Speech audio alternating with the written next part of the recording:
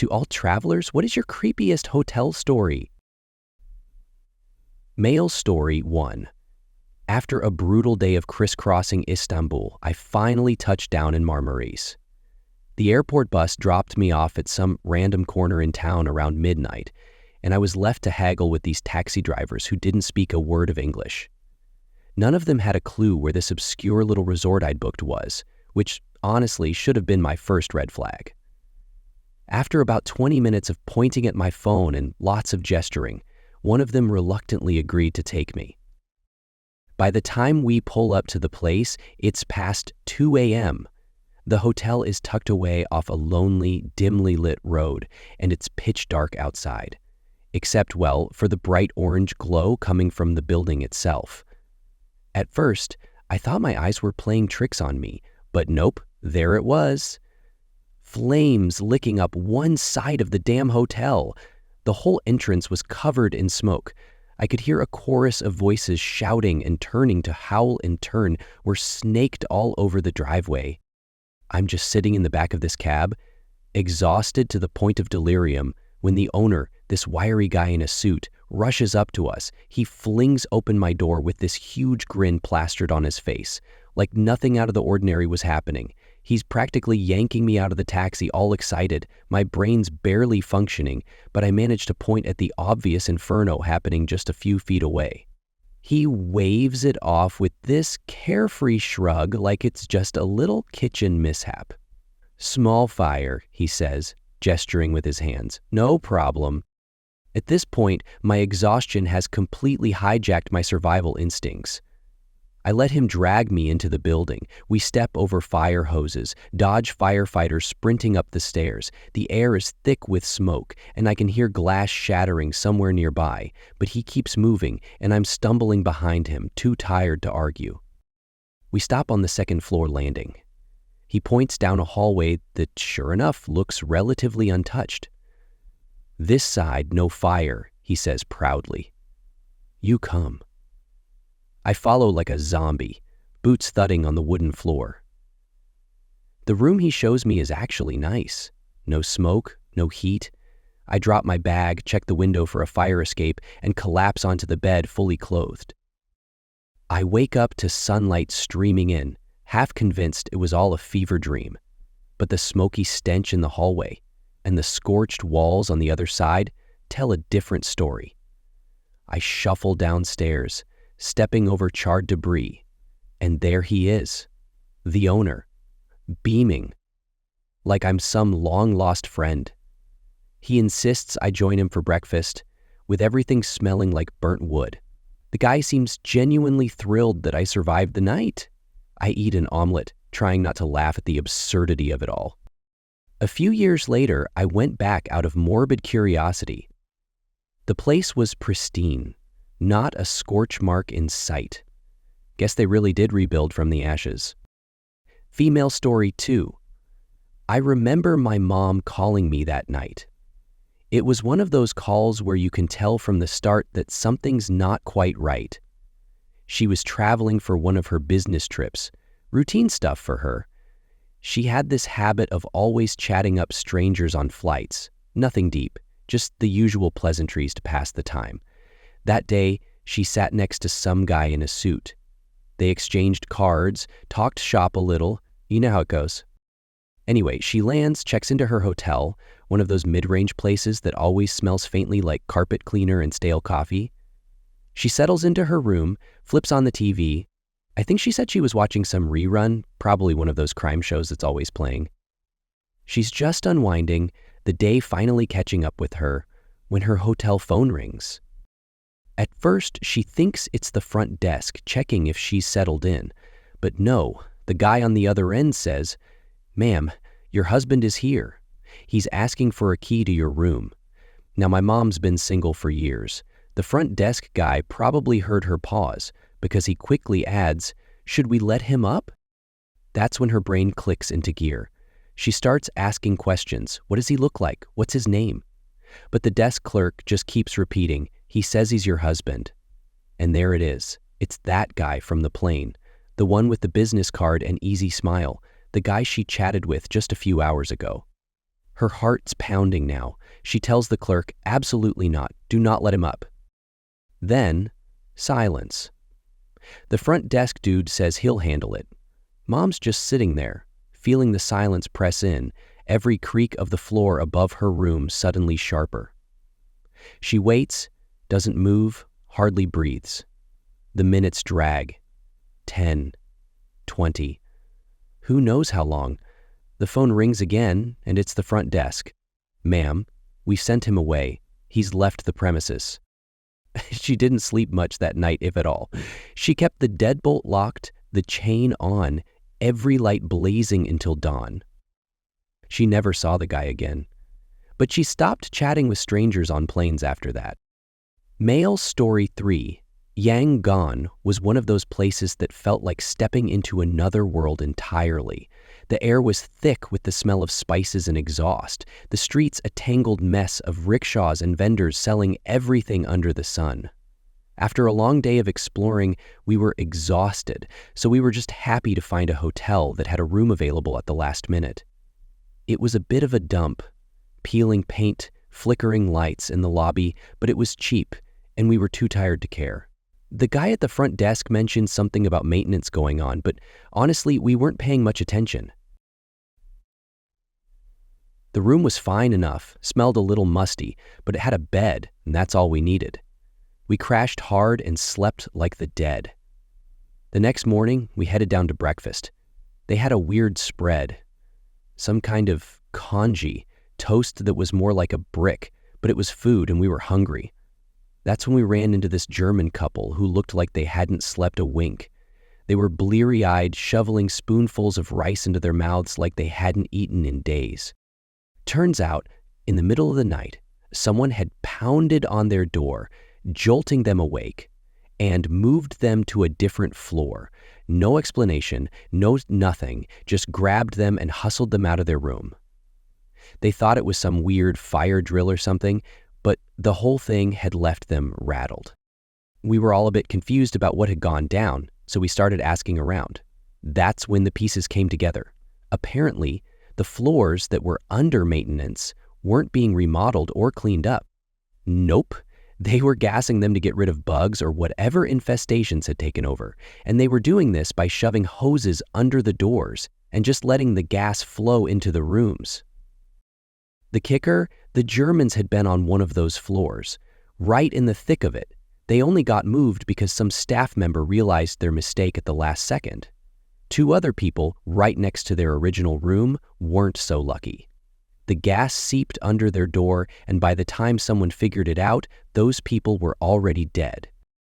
We were just 1 floor below all of that. If they'd messed up which rooms they were supposed to gas, yeah, that could have been us. We left that hotel as soon as we could, didn't even bother to check out properly, just threw our stuff into our bags and bolted. Male story 4. My buddy and I rolled up to this old B&B that looked straight out of a postcard.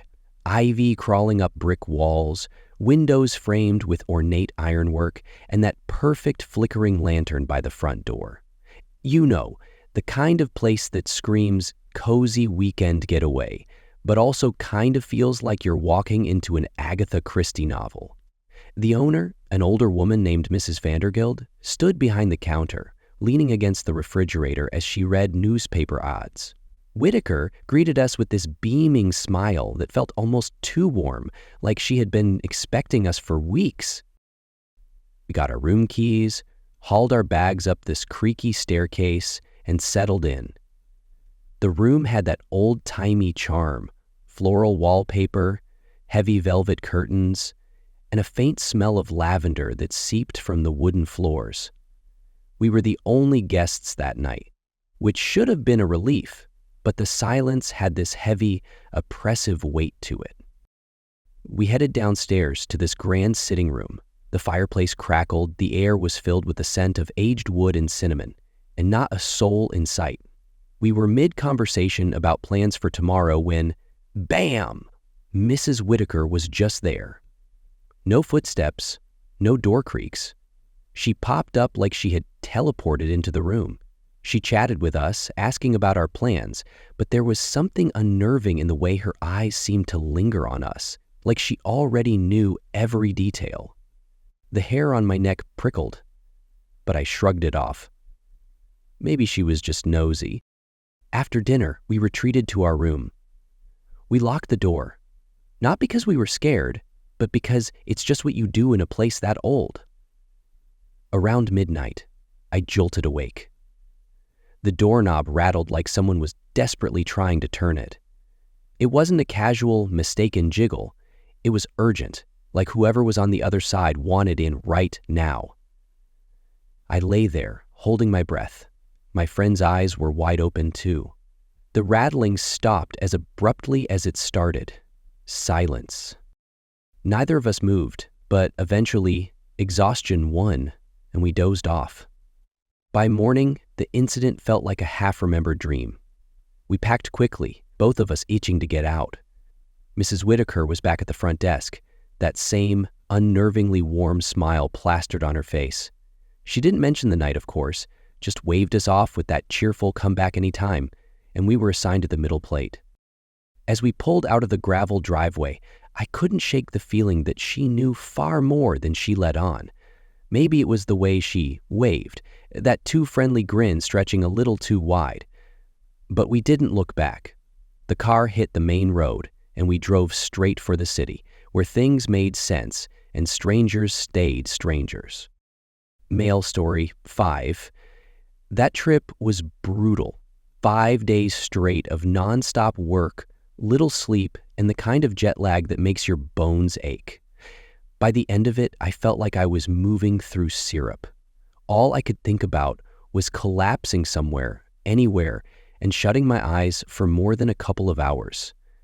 So when I finally made it to this shabby little motel, I didn't give a damn about the mildew smell or the damp, scratchy carpet under my shoes. I barely noticed the stained wallpaper or the flickering light in the hallway as I dragged my suitcase behind me. The room itself wasn't much better. A bed, a dresser, a TV that looked like it hadn't been used since the 90s. The blankets were kind of damp, but I couldn't tell if that was because the room was freezing or just neglected. But none of that mattered. I kicked off my shoes, tossed my bag somewhere near the door, and threw myself onto the bed. Out like a light by 8 p.m. The ringing of the motel phone jolted me awake, heart pounding in my ears. I squinted at the alarm clock next to the bed. Barely past 11 p.m. Groggily, I reached for the receiver, half expecting it to be some wrong number. But it was the front desk, saying there had been complaints about noise coming from my room. I blinked hard, trying to clear the sleep from my head. I'd been dead to the world since I hit that bed. No way there was any noise coming from here. The voice on the other end kept pressing. Was I sure there wasn't anyone else in the room? Maybe it was another guest causing the ruckus? I kept saying no over and over, and they just kept asking, almost insistently. My patience snapped, and I muttered something grumpy before hanging up. My head hit the pillow, and I was out again before I even processed the conversation. Morning light streamed through the threadbare curtains when I finally stirred. My head felt clearer now, and the weirdness of that call from the night before hit me like a cold splash of water. I knew there hadn't been any noise. Hell, the place was dead quiet, not even the usual drone of traffic or distant TVs. When I asked at the front desk later, they swore no one had called my room. The realization made my stomach drop. Someone had been fishing for info, trying to figure out which rooms were empty, which ones had people alone. I glanced back at my room door, thankful I'd used the flimsy chain latch. Mail story 6. It was the summer I turned 12. My mom and I were road tripping through Texas, somewhere out in the endless stretches of flat nothing, the kind of place where you pass the same gas station twice and wonder if you were in a loop. We pulled into this rundown motel after a long day of driving, the sun long gone and the night swallowing everything whole. It was one of those motels that looked better in the guidebook, like way better. But it was cheap, and my mom was trying to save money for the rest of our trip. The room reeked of stale cigarettes, and the carpet had these weird stains I tried not to think too much about. We dumped our stuff, turned on the old box TV, and settled in. I remember the wallpaper peeling near the corners and the air conditioner rattling like it was on its last breath. I kept telling myself, it's just for one night. But then, in the dead of night, there was this pounding on the door, not a polite knock, more like someone trying to break it down with their fist. I shot up in bed, my heart a drum in my throat. My mom was already up, eyes wide, heading to the door. I could hear the voice outside, deep and harsh, the owner demanding we leave. Something about needing the room back? For who? Why now? It didn't make sense, but that didn't stop the guy from yelling about it. Mom cracked open the door and started arguing with him. I could hear her voice, steady but tense, trying to reason with the guy, but he wasn't having it. I was in the room, frantically throwing our clothes back into bags. My hands were shaking so bad I couldn't even zip up my duffel. And that's when I glanced out the window. That's when I saw them. Out of the shadows, 6 or 7 guys in leather vests seemed to materialize like ghosts, the kind of guys with arms thick as tree trunks, tattoos crawling up their necks, and boots that could crush a skull. They surrounded the owner like a pack of wolves closing in on prey. One of them stepped forward, pointing a finger right in the owner's face. I couldn't hear every word, but it was clear enough. They weren't happy. I watched as the owner's bluster crumbled. He kept backing up, hands raised, shaking his head. One biker, the biggest of them, jabbed a finger into his chest. My mom rushed back inside, shutting the door quietly but quick, like if she made too much noise, they'd turn their anger on us next. But they didn't. The bikers kept pushing the owner around a bit, but it was all bark. The guy kept saying, "No trouble, like it was some kind of prayer. Then, just as fast as they'd appeared, the bikers turned and melted back into the darkness. The only sound was the rumble of engines fading away into the night. We stayed up the rest of that night, listening for any sign they might come back, for the owner to try something else, but nothing. The only thing that broke the silence was the relentless buzz of the neon sign outside, flickering like a dying heartbeat. By the time morning rolled around, the owner at the front desk acted like nothing had happened. He handed us our receipt with a smile that didn't reach his eyes. My mom didn't say a word, just grabbed it and hurried us to the car. I kept looking over my shoulder, half expecting to see one of those bikers, but there was nothing. Just that endless Texas flatland, stretching out to swallow us up again. Mail Story 7. A few weeks back, in London, me and 2 of my buddies decided to crash at this hostel. It had decent reviews, a central location, and it was cheap as hell. We went for one of those mixed dorm setups.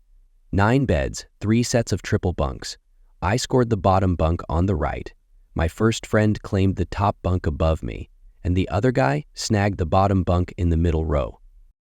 We got in late that night, around 2 a.m., dragging ourselves into the room. It was dark, and the snoring chorus was already in full swing. We slipped into our beds, trying to be quiet. The moment my head hit the pillow, exhaustion nearly took me, but something felt off. There was rustling behind me. I ignored it at first, thinking someone was just rummaging through their stuff. No big deal, right? Then, out of nowhere, I felt a hand on my hip, right over the blanket. My heart lurched. I turned, and there he was. A guy, definitely not one of my friends. He was trying to pull my covers back and muttering something about needing space. I thought he was just hammered, lost his bed or something, so I told him to piss off and find his own. He shoveled back to another bunk on the left side, and I breathed a little easier. But not for long. The guy kept coming back, each time more insistent. Each time I got louder, telling him to get the hell away. Meanwhile, my friends on the other bunks didn't seem to notice a thing. I shot a text to my buddy above me, letting him know there was some creepy dude bothering me. He just messaged back, thinking I was freaked out over snoring or something. Turns out, Both my buddies had earplugs in and had no clue what was happening. After the guy's third or fourth attempt, he wandered off to the ensuite bathroom. I didn't even look his way when I saw the bathroom light spill into the room. My friend filled me in later that the dude was parading around with his pants around his ankles, deliberately leaving the door open. What the hell was this guy on? I tried to relax, thinking the worst was over, but then I heard shuffling again. This time, my friend from the top bunk shone his phone light down. The guy was crawling on the floor like some feral animal, inching his way toward me. My buddy had enough, yelled at him to get lost. That's when the creep snapped. He went full rage mode, started climbing up the bunk like some insane ape, trying to grab my friend's phone. What happened next was like a scene out of some drunken brawl. My buddy kicked him in the neck, trying to push him off, but the guy swung back like a pendulum and lunged again. It was chaos. I bolted for the door, sprinting down the hall for security. By the time they showed up, the guy was still hanging on the bunk like some deranged spider. The police arrived, hauled him out, and dumped him in a riot van. Even while they waited outside, this guy kept smashing his forehead against the brick wall like he was trying to crack his skull open. Whatever he was on, it wasn't just booze. The cops had him ranting in broken English, blaming my friend for being violent, like he hadn't just turned into a hostile King Kong. The next morning, my other friend, who somehow slept through the whole scene, just laughed about how friendly everyone in London seemed. Guess he missed the part where one of them tried to murder us in our sleep. Male story 8. Scotland was supposed to be this magical escape. You picture misty cliffs, cozy little towns, friendly faces, right? So when we booked that B&B on the Isle of Skye, tucked away in the heart of Portree, it seemed perfect. The photos online showed quaint rooms with fluffy comforters, antique furniture, the whole deal. But the reality? Man, it was something else entirely. We got there after a long day of driving through rain-soaked roads. The place looked nice enough from the outside, a whitewashed house with a neat little garden. But as soon as we stepped in, the vibes shifted. The couple who owned it greeted us with tight smiles that didn't reach their eyes. Everywhere you looked, there were signs taped to the walls. Do not touch and ask no questions beyond a spending. Dead leaves everywhere, and a foot of scattering of leaves and stems, the smell definitely added to this impression. It felt more like a prison than a cozy bed and breakfast. We got to our room, and it was, well, it looked pretty, I'll give it that, but you could hardly move without worrying about breaking some unspoken rule. The bathroom was locked, and to use the shower, you had to ask one of the owners, and at 11 p.m. sharp, the Wi-Fi cut out. Not that it was much use before that, barely enough to load an email, let alone stream anything to unwind after a long day. Nighttime was the worst. We were lying there trying to relax when we heard these creaks in the hallway. Soft steps, like someone trying to be quiet but not quite managing it. Every so often the floorboards would groan, pausing just outside our door. You know how it feels when you're sure someone's standing right on the other side, listening? That was it. We'd hear her shuffle around, and then she'd disappear down the hall, only to return a few minutes later. Checkout was the cherry on top. It's barely past 9 a.m., and the lady bursts into our room, nostrils flaring like she's sniffing for contraband. She claims the room reeks and storms over to fling the windows open. Then she demands cash right there, standing in our space like we're delinquent teenagers. One poor guy, another guest, showed up 5 minutes late, past the 10 a.m. checkout time. She threw him out into the pouring rain, made him wait by the curb soaking wet until his taxi finally showed up. When we tried to leave, she plastered on this smile, all sweetness, asking if we enjoyed our stay. We didn't even look back.